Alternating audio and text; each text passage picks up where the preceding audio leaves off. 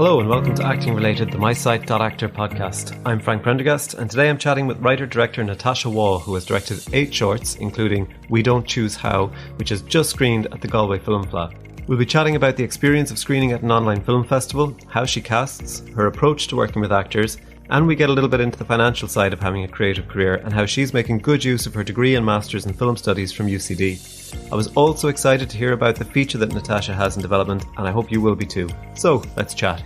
Natasha, thank you so much for joining me for a chat. Thank you so much for having me. And the first thing I want to say is, congratulations on We Don't Choose How. Beautifully directed and just shown in the Galway Film Fleadh. Oh, thank you. Yeah, thanks very much. One of the things that I loved about it was I've seen a couple now of Irish shorts that deal with homelessness in one way or another. And I sometimes feel that even though it's very well-intentioned, that sometimes the characters are painted with a very broad brushstroke that, to me, I worry a little bit that it feeds into this concept that homeless people are a type of people. And what I loved about We Don't Choose How is that from the very beginning, it was really clear from the performances and the directing that these were 2 people who did not have a home, as opposed to, in inverted commas, homeless people. Yeah.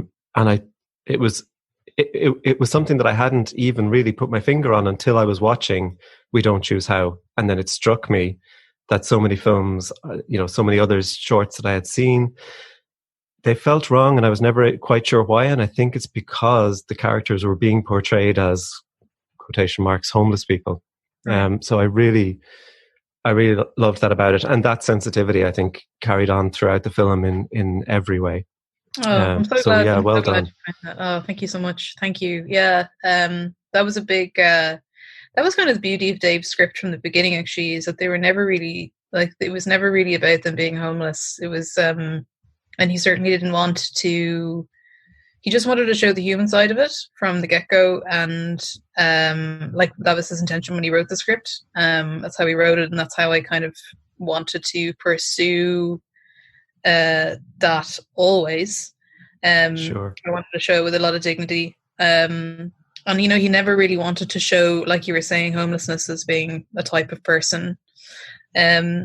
So I think for me, one of the really important things when I go into a script is sort of trying to understand what it's really about. So beyond the elevator pitch, what is the film really about? So for me, We Don't Choose How, it's not actually about homelessness. It's about grief, and it's about memory, and it's about relationships, and it's about their relationship. And I kind of, I used that as the through line, and I used homelessness as underpinning all of that. So obviously it's a very big part of the narrative, and it was very important that to myself and to Fiach Coontz, who plays the lead, that we really, really nailed that. And we can talk about all the stuff we did to kind of understand it better, because I really wanted to understand it, to portray it right. But for me, working with cast was not just about what does homelessness look like. It was, well, what does homelessness look like? But what does grief feel like? What does memory feel like? What does it feel like to be in a situation where you lose somebody and you have nothing? How do you commemorate them? How do you deal with that? So yeah, really beautifully done. Yeah. And so it just showed in the Galway Film Fleadh, and the Galway Film Fleadh this year obviously was online. What was that experience like? Was that its first showing? Yeah, that was premiere. Brilliant. Yeah. And how did you find sharing it with an audience, sharing it with a virtual audience, as opposed to sharing it with an in-room audience? It was actually really lovely, because we got a lot of the flag got a lot of traction on Twitter and things like that, and they were very everybody who would have been at the Fleadh was just on Twitter and very active on Twitter, I think. We were a bit skeptical because out of all the festivals that I go to or would attend, or every year, the Fleadh just feels like it's the most social. It's like the height of social festivals, right? And you always kind of really want to be there for the film, and you never really know what it's going to be like. So it was a bit weird It was a bit strange, kind of waiting for a response. Like, you put the word out, and that the film is going to be available from 5, but like somebody mightn't watch the program till maybe 6 or 7, or maybe the next day. So you're just kind of constantly hanging on and waiting for somebody to say something, as opposed to like meeting somebody outside the town hall theatre and them saying, "Oh, I saw your movie." You know what I mean? An hour and a half later or something. But it was actually really great, and we got loads of people on social media saying they loved it, and that was really nice because we could just share that. And I got a couple of really lovely emails from people, and I just forwarded them on to Dave, and we just kind of really relished in that response. It was all we got, but it was really nice. It was more than I ever thought that we would get from it. I just kind of thought I just kind of thought I'd hear from people who had seen it, but massive bonus, if that makes sense. Yeah, brilliant. And I'd love to chat to you a bit about just how you so you've directed 8 shorts. And I'd love to chat with you just in general about how you cast your projects, how you discover actors, how you find actors, how you find the ones that are right for your projects, and maybe even just if how you identify the ones that are right for you to work with, or what do you look for? Well, with We Don't Choose How, Fiach Coons, he was on board long before I was, and Dave had just worked with him a few times, and he kind of wrote it with him in mind. So there was that to start with, but that was like, I'd known Fiach for a while, so it was just a nice opportunity to work with him at the time. And it became very clear to me that we were on the same page, and we both had a very similar approach. So to kind of homelessness and depicting that, but also depicting the character, and he really threw himself in. So, I mean, I do like to think that if I just had a conversation with him about it, which is kind of where I started prep with him anyway, and I kind of could see that he understood, that we were both on the same wavelength, that I probably would have cast him anyway. Sure. But where I find them, so the last few shorts I've done, so for Mother, which is the one I did with Sharon Cronin, produced, stars Hilary Rose and Lachlan O'Marin. So Hilary we kind of knew. So like she's kind of like the biggest name I've worked with when it comes to shorts, I think. And we were very lucky to have her. But basically I knew her from, I had directed a pilot for Julie Ryan, and she was in that. And Julie Ryan, who produced the Young Offenders movie. Right. And Jonathan Hughes, who wrote Mother, worked on that as well as a script supervisor. And so we kind of both knew Hilary, so we just sort of asked her. And now we had to go through the agent as well, but I think we had a bit of a direct line, so we were just really lucky that way. Sure.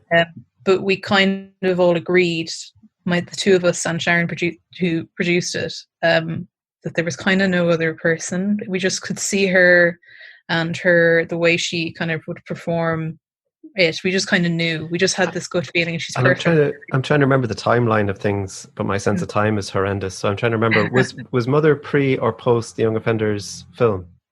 Oh, Mother was after. So right. Mother would have been they had already done the first season of the TV series. Oh, okay.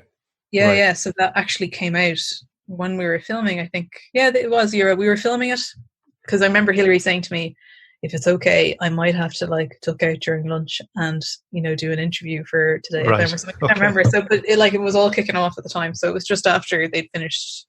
It was just before they were about to broadcast season 1 of the TV series. Right. So I think we just caught her before things got really mad for her. We were really lucky. So that was her. That was her and Fiach. They were just kind of, Fiach was there from day one, and Hilary was just. We just wanted her, and we were lucky that we were in a position that we could have asked her. We could have called upon her. But when it came to Terminal, which was, I shot that in 2016, and just a few of my other shorts, I have just put a call out. I've just done an open casting, and I have maybe booked a room somewhere. It used to be Film Base, and it's not anymore. Sure. I used to just put a call out. And I used to kind of say, we'll be here between this time and that time, and if you want to come, you can come. And I've also, I mean, that's how I found the lead for Terminal. One of them, anyway. There's two leads, but one of the younger girls, she came, and with a few others, and we actually filmed her, and that's how we found her. She just kind of saw the post, and it was something like, she wasn't necessarily interested in pursuing professional acting or anything like that, but she was just something that was of interest to her, and she did an amazing audition. She had this vulnerability that was just spot on for us both, for myself and for David, who produced it as well. So for Andrea Kelly, who played the woman in Terminal, she came to me via word of mouth. A friend, I was looking for somebody, and a friend of mine who's also an actor recommended her. She said, "Oh my God, I can't believe I hadn't thought of Andrea. Right. I'll get her to do a self-tape for you if you want." So I just got that, and we just knew. So for the moment, like for me, it is at least up until now, it has been just putting out open calls to cast for casting, and then asking around for recommendations, and then approaching people who we know, who we feel are right for the part. And when you do your open calls, do you send out? Are you auditioning on sides for the particular project, or what do you actually ask actors to come in and do? So I suppose actually we kind of had put the we've given people, like I gave people the part of the script like that I feel is like the most touching, or the most emotive, or the most grounding, or at least the one that maybe is like, well, if they understand it, I'm going to be able to see their approach when they do the casting, or the casting tape, or the self tape. And I can see that in that moment. And, I need to see something in particular from this scene that I'm going to give them. And mostly it's from the film. Like, I don't mind, especially when it comes to shorts and stuff like that. I'm not necessarily one of these directors who's like, we can't show them anything. We can't show them the rest of the script. Get them to do something from some play or whatever. But no, I'd much prefer to give them like a little scene with a dialogue, especially if it's with somebody like with We Don't Choose How. We actually did, David kind of sent on a bit of a scene when we were casting Danielle Galligan's character. She plays Jenny. And we just got her to read like one of her, she has this one really deep monologue, and we just got them to read that one bit, and we kind of felt, that was the most pertinent to her character. Like, if she nailed that, she'd understand the character and their position in the world of the film. And where do you put those calls out? How do you actually reach actors? Well, now now that I'm a little bit more experienced, I would probably just go to, if I wasn't using, like, I haven't really used we were talking about this the other day, but I haven't really used a casting director or a casting agent, but it's, now I'd just go to an agent. I'd go straight to an agent, and I go through kind of official channels. A few years ago, like when I was, looking for people maybe outside of those agents, before I would have felt comfortable going to them, I, would not have been particularly experienced. I actually can't even remember, Frank. It would have been something like Film Network Ireland. It would have been like, those Facebook groups, which I do, and I do see casting calls in them all the time. Like, really, I think like really legitimate ones as well. And I think they can be a really good resource for filmmakers and actors alike, who are maybe looking for something different and looking for something independent. And I've had friends who have who use it regularly to try and put their films together. And I think it might have been something like that. Yeah. We put the word. And so now you go directly to agents and just let them know that you have an open call, and they send you people who they feel are appropriate. Yeah. Well, not even actually. No, we would go. Now we just would go straight to agents, if they're available to actors. But not to put out an open call. I actually haven't done that myself. But more so just to the actor. Do you know what I mean? Okay, sorry. If you're looking for someone in particular. Yeah. Okay, yeah. So like Fiach and I kind of discussed for We Don't Choose How, we discussed who he kind of really wanted to who he wanted to act alongside for this, and he gave me a few names, and they did have agents, and we just went straight to the agents. Yeah. rather than like he probably could have given us an email or something for this because he knew all of them, but sure, yeah.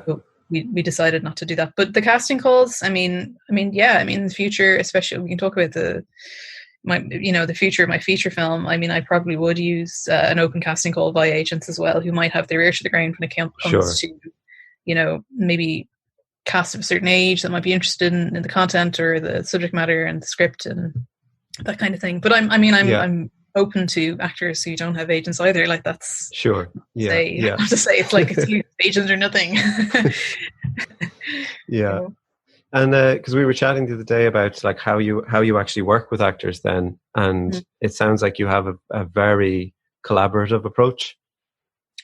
Yeah, I do. Is that on every project, or was it kind of more specific to your latest short? I think I feel like it's maybe come to a head with something like We Don't Choose How, because that was quite an intense collaborative process between myself and the two lead cast. But it's definitely an approach I like to take with all of the films I do, and I just think it's a really nice process to develop character with cast and to have cast have their own input in the characters that they're going to be breathing life into. And it also gives me a lot of inspiration as well. It gives me an awful lot of, an awful lot of stuff to play with beyond what's on the page. And it's a great way to tap into creativity and understanding of actors when they come in to play a part. So I like to kind of discuss the script at length with the actors. I love to, do character backstory with cast. That is something I did at length with We Don't Choose How. And we were just able to feed all of that back into the script during prep, especially during rehearsals and things like that. And, you won't necessarily see every single thing that we do, like all of that backstory that we write. It's not going to be seen or heard in the movie, but it's, for cast and for me, it gives us all something to hold on to, especially when they might need something to refer to, or I might need something to refer to. Like, how would this character respond in this way or react in this way? Who Absolutely, were they then, and what are they now, and what does this mean now? I think it brings a richness to performance. Yeah, it really does. It's something that I think it seems kind of really obvious in hindsight. It's probably something I should have known long before I started working with Tom Kibbe, but I've been studying with Tom Kibbe here in Cork. And that's definitely one of the things that I've realized is that like the performance is basically crafted in your imagination in the run up to the project. It's not actually, it doesn't kind of magically appear on set or even in the rehearsal room. That mostly it's crafted with all of that work that you do, that imaginary work about the background and about the character and about past events. Definitely. Yeah, absolutely. That's it. That's exactly it. And, with We Don't Choose How, I suppose I've been referring to that a lot, but it was definitely a really profound experience from my point of view, because at least with Fiach, the two of us put a lot of research time into homelessness, and he slept out. He cut his hair, he took up smoking, he changed the way he spoke, he lost weight. He really kind of tried to immerse himself. Sorry, did you say he took up smoking? Yeah, he did. I did not, for the record, I did not ask him to do any of that. I didn't ask him to sleep out or to smoke or to lose weight. It was just something he was just very dedicated. Sure.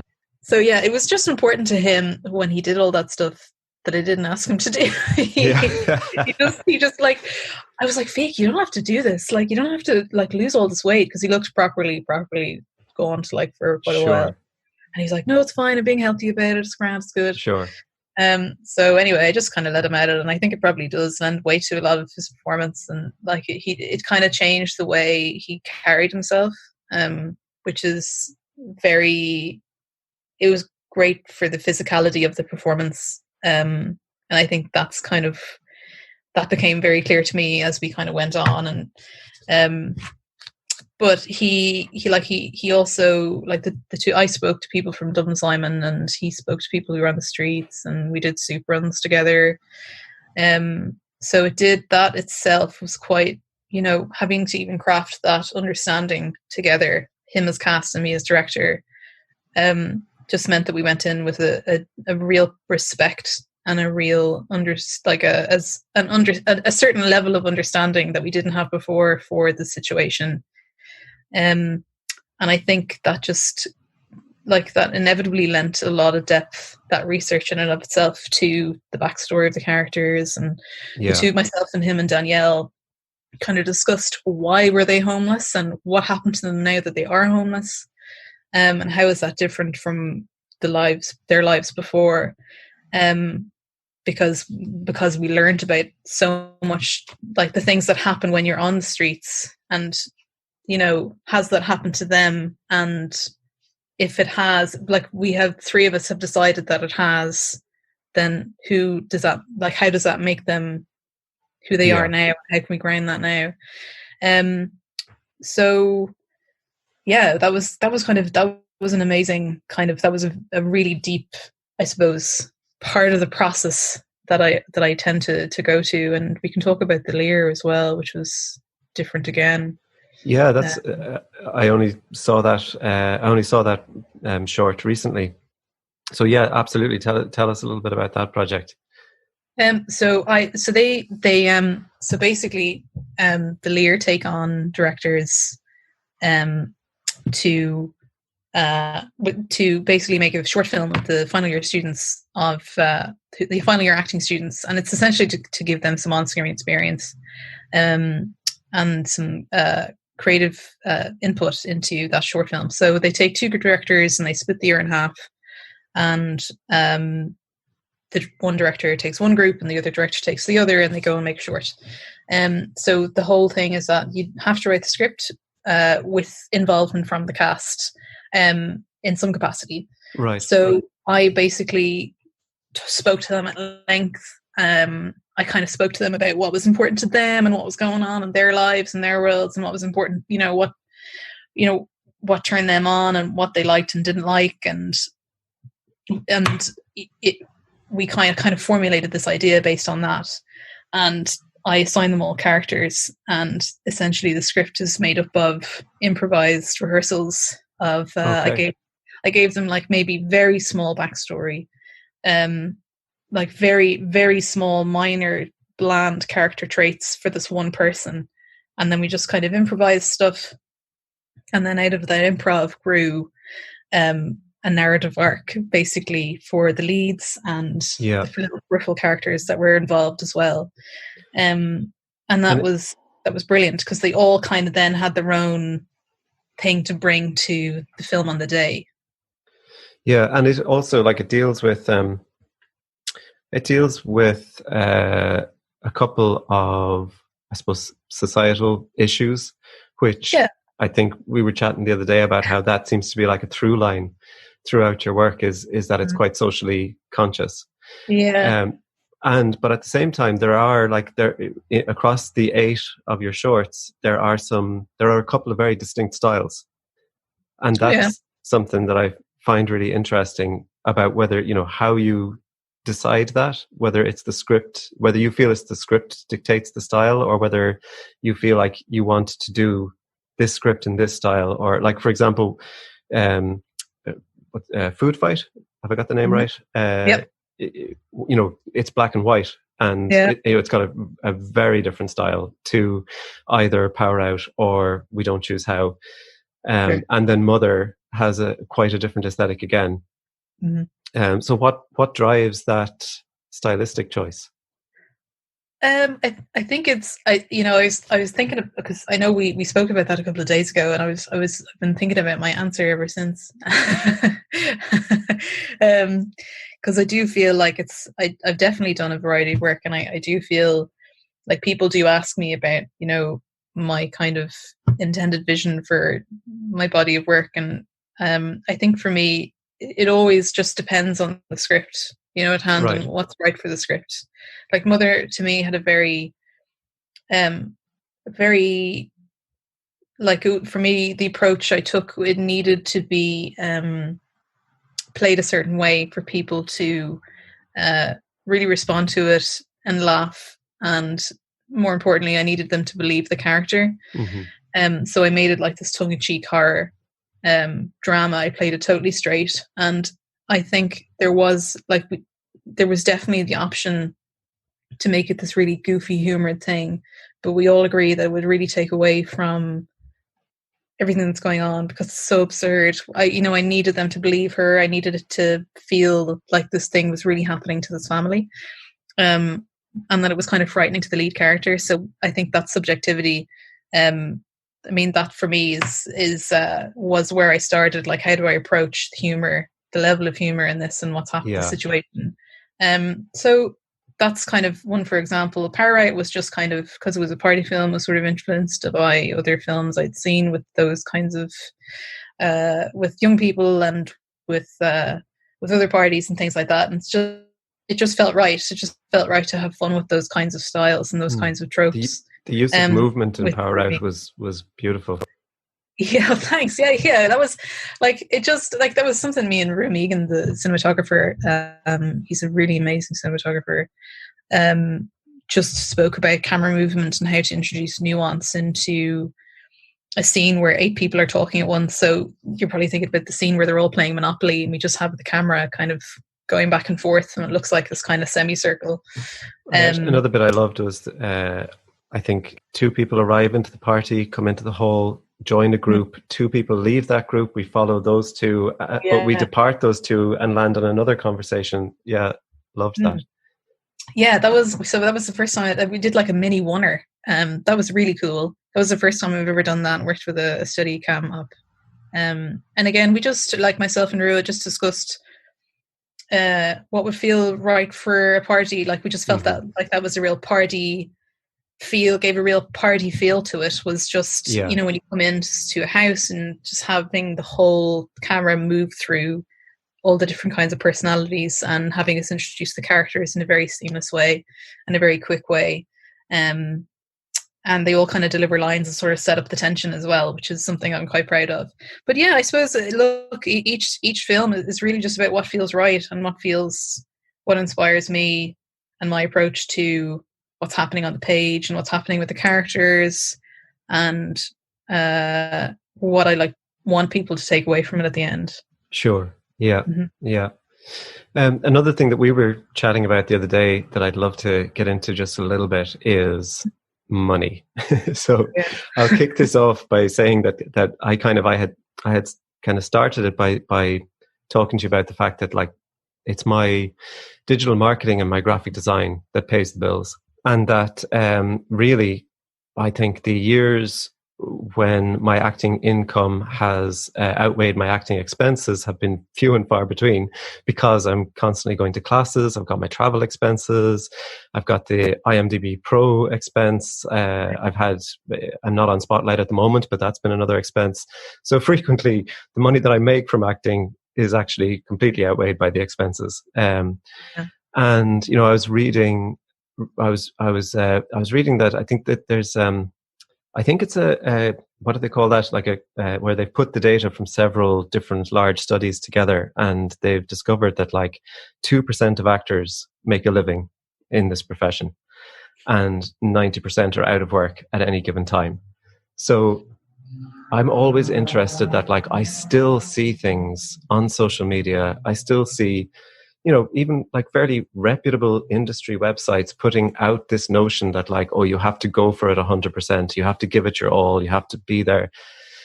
And, you know, if that works for someone, great, more power to you, brilliant. But for me, I want to be able to still do some acting in the coming years and not be forced out of the profession because I can't pay the bills with it.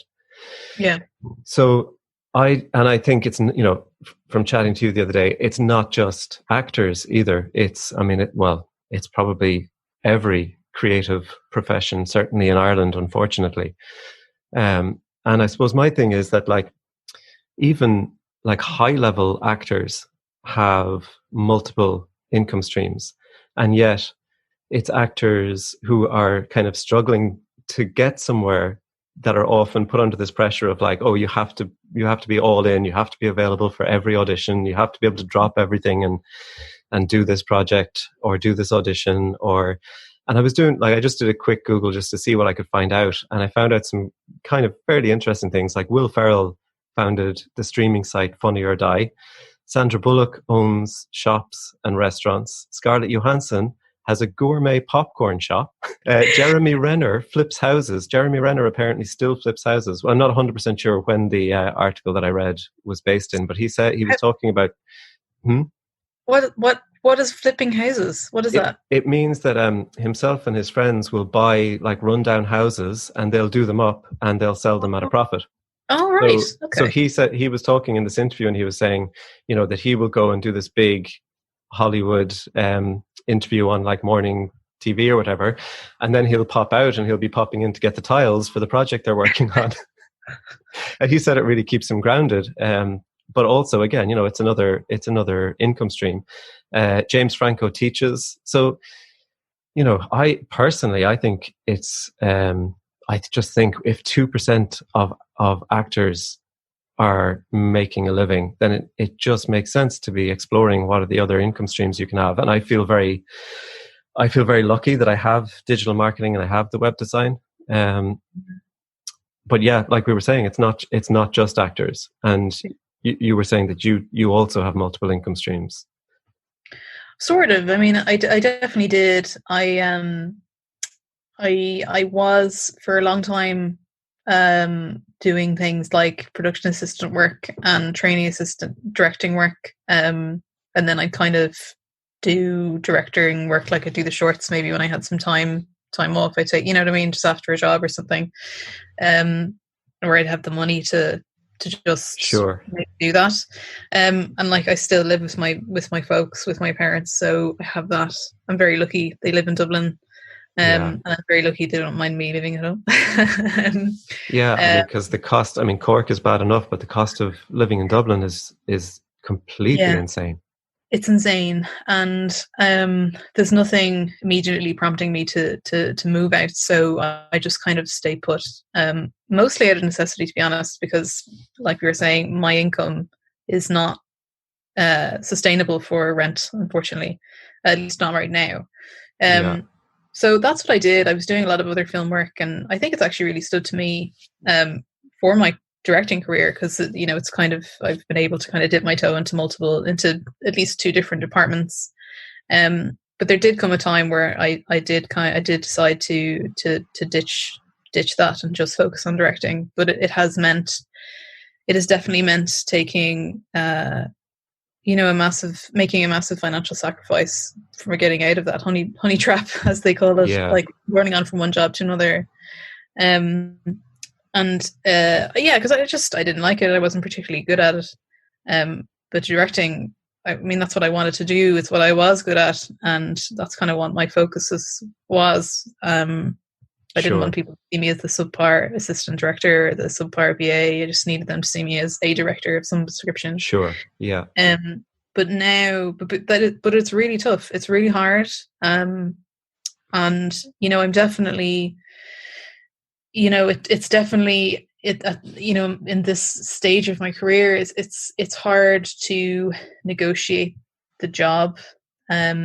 I suppose with the multiple revenue streams now, I have I'm going to start teaching in UCD as a film studies tutor. So really looking forward to having that as well on the side of all the filmmaking. It's nice to take a break from that and go into a teaching environment. And I have a master's in film studies, and to be able to use that side of the passion for film that I have. Yeah, fantastic. I'm very lucky in that I'm repped by a really good commercials company. I have a really good commercials agent. But the work coming in is slow to do so, because I don't have a massive profile for commercials. But they're working very hard to get me those gigs, and I think we're going to hopefully turn a corner in that quite soon. But of course, great. Look, just like anybody, the pandemic has kind of thrown a grenade in people's careers, especially in, ones in film and theatre and other creative industries. And it's been really tricky to it's really tricky to navigate. I just feel like, you know what I mean, Frank, when I say like this career is like a constant negotiation. I feel like I'm always looking for funding or looking for jobs or trying to convince people to give me the funding or give me the job.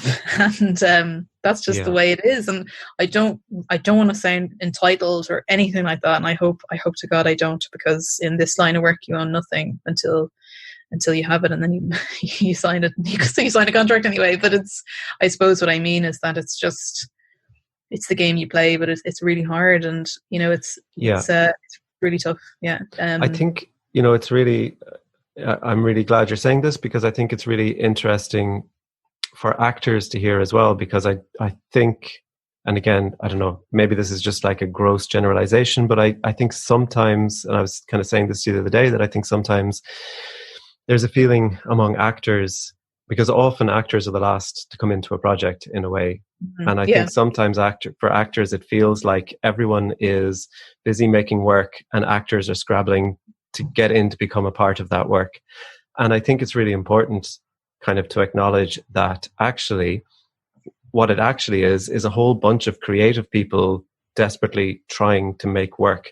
And all of us are scrabbling to get that work made and to get our projects made or to be a part of the projects. And it's not, it's not that there's this, it's not that there's this industry buzzing away and just the actors trying desperately to get into it. It's everyone trying to make work. Yeah. That's it. And some people are better, like, are, you know, get more work than others and that kind of thing. But it is, I feel like, I have myself and my contemporaries anyway are very much, I always feel like we're very much in the same boat. We're all kind of have similar goals and aims and hopes and fears and desires. And, you know, we cross over and I am rooting for everybody in my contemporary circle, I suppose, when it comes to directing. But it's definitely, I do feel like there's everybody. Like, I know so many DPs who want more work, and I know so many actors. I mean, I have such profound respect for you guys. I feel like you put I think you guys put more on the line of yourselves than maybe we do. And I know a lot of actors that so desperately deserve a break. And I hope things get a little easier now that we've gotten this more funding coming in from the government too. Sure. Yeah. But I mean, when it comes to multiple, sorry, go on. No, just what you're saying as well. It's interesting because it kind of you were saying that among, you know, that you're rooting for everyone and that you have all these peers that are in the same boat. And it's kind of something that I was chatting to Laura O'Mahony about in the last podcast, about how that I had somewhere along the way, I'd heard this person being asked about, like, you know, how do you get the attention of the people at the top so that they can help you break in? And they were saying, don't, like, look to your peers. Look to your peers and help each other along. And I think that's really important. But money can just be, it can just be so stressful, and it's not easy in the creative industries. No, but in terms of like looking to get work made, let's end on a much more optimistic note. And I just want to ask you maybe what you can tell us or what you'd like to share at this point about the feature that you have in development. Sure. So I've got a feature in development with Screen Ireland, very newly so, so basically this is something I started writing like 3 years ago, but we've only gotten project development funding for it now. We got turned away, but we took on board notes and came back for the vengeance. So it's a coming of age comedy drama set in a college campus about consent. So that's all I think. That's kind of, I know that's very genre forward, but it's essentially about a young woman and her life altering journey after she is raped at a party. So that is what the film is. And so we're in our first round of development now, and we're just getting our script editor and heading into rewrites now. And we took it to the Fleadh market and spoke to some co-producers and financiers and distributors, and we're just sort of navigating this new world of feature film making. And it's just really exciting. It's really exciting. Brilliant. to be in a place where we can all, at least I can move on into making this big step. And it's a film I really believe in. It's a film I think is going to be is definitely needed, and is that sounds very self-assured, but anyway, I hope. I guess you should sound self-assured. I guess, yeah. I hope. Look, I hope that people. I hope it is a film that people will like, and people will appreciate. But there's a lot of work to do, and I'm looking forward to it. I'm so ready for that work. You know? Brilliant, excellent. Well, yeah, I can't wait to see it. What kind of timeline does from where you're at now would you envisage? Oh God, how long is a piece of string? I've heard so many variations of development processes, and it really could take years and years and years. But myself and my producer are hoping for it to be within like a shooting or production stage in like 2 years. Brilliant. Which I think is pretty quick, but that's our hope. That's our excellent. Our hope for now. So we're just going to keep that ball rolling as much as we can.